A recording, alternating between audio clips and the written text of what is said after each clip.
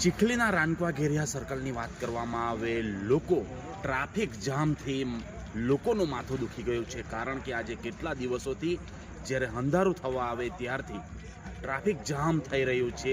Kilometre લાંબી કતાર લાઈનો લાગી જાય છે. નમસ્કાર, ડિસિઝન ન્યૂઝ ગુજરાતીમાં આપનું હાર્દિક સ્વાગત છે. હું છું આપની સાથે મનીષ ઢોળિયા.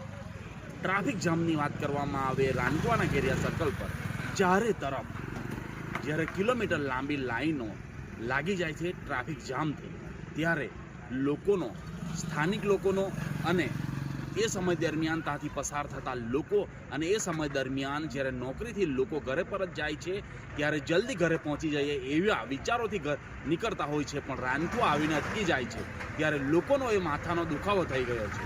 ત્યારે લોકો હવે એ પૂછી રહ્યા છે કે ટ્રાફિક જામથી મુક્તિ ક્યારે મળશે.